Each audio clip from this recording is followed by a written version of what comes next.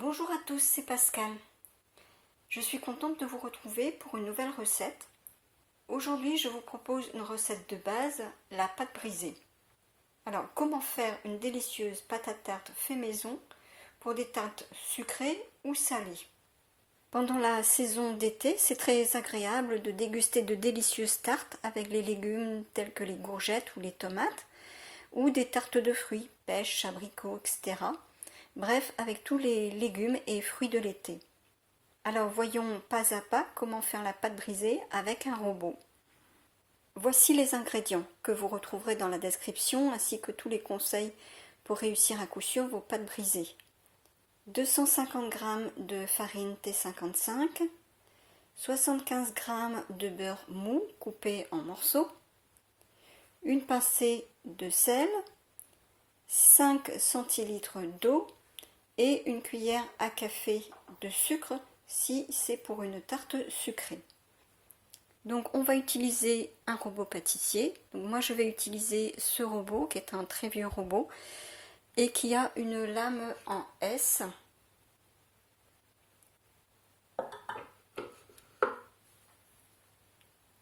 Mais vous utilisez le robot que vous avez. Donc on commence par mettre la farine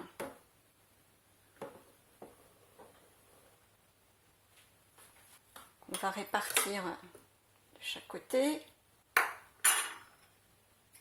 et le beurre.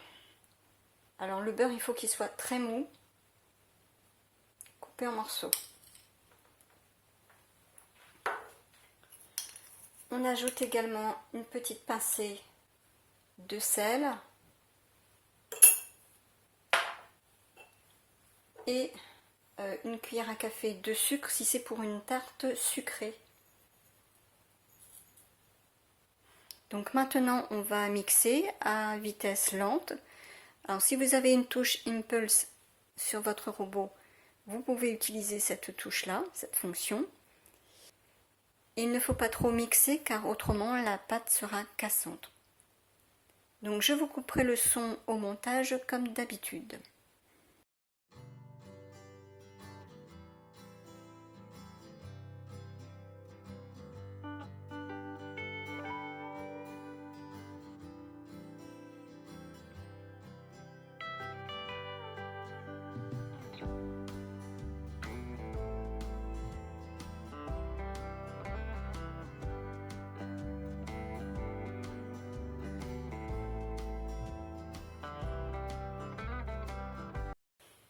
Donc la pâte prend un aspect grossier, un peu sablonneux, comme ceci.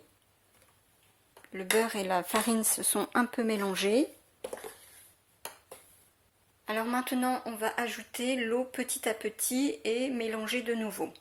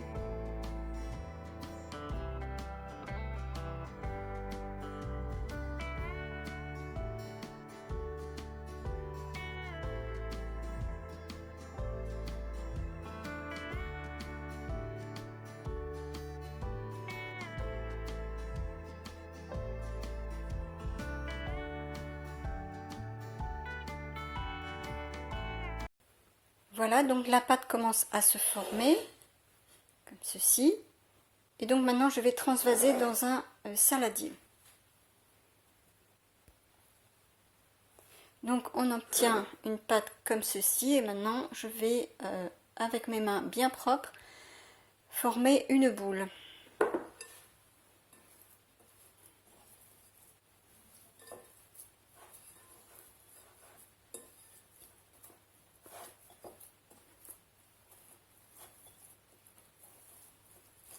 on vient récupérer tous les morceaux qui restent.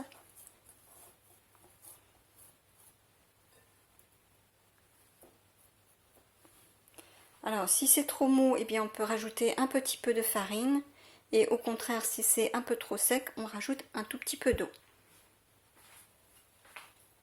Voilà donc ce qu'on obtient, une belle boule de pâte brisée. Alors maintenant, eh bien, on va mettre un film étirable et puis on va laisser reposer 1 heure au réfrigérateur. Donc voilà, maintenant on va abattre la pâte, c'est-à-dire l'étaler. Alors on commence par l'aplatir avec la paume de la main. Donc toujours les mains bien propres.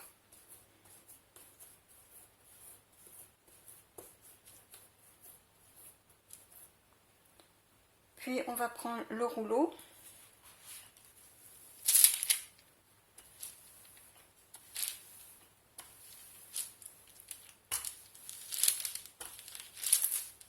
Et on va étirer de chaque côté.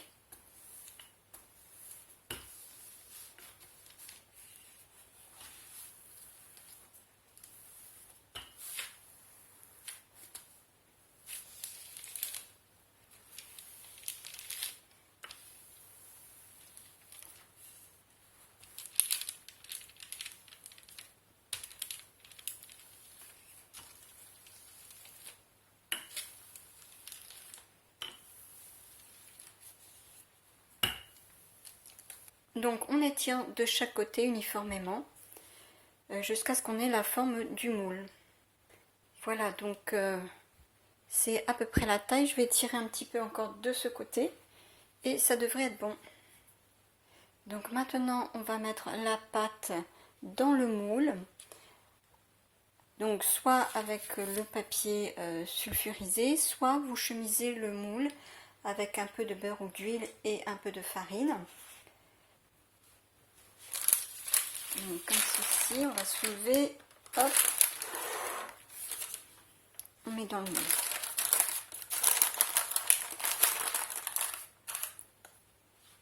Donc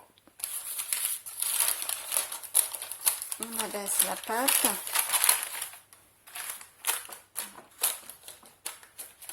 Et on vient bien mettre ici sur le bord.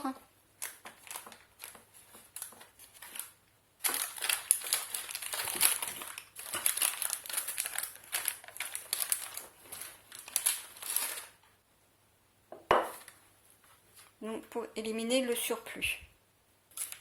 Donc on enlève le pourtour de pâte. Voilà, à ce moment-là, eh bien, la pâte est prête à recevoir la garniture. Soit par exemple pour une quiche Lorraine, une tarte aux pommes. Donc vous avez mis votre garniture dedans. Donc là ensuite, eh bien, on passe à la cuisson. 30 minutes à four préchauffé à 180 degrés. Soit eh bien, vous cuisez à blanc. À ce moment-là, eh bien, il faut piquer le fond de la pâte ici avec une fourchette. Cela donc permet d'éviter qu'elle se soulève pendant la cuisson. Vous déposez un papier sulfurisé sur la pâte et vous disposez dessus soit des haricots, des lentilles ou du riz. C'est pour faire du poids en fait, pour que la pâte reste bien plate pendant la cuisson.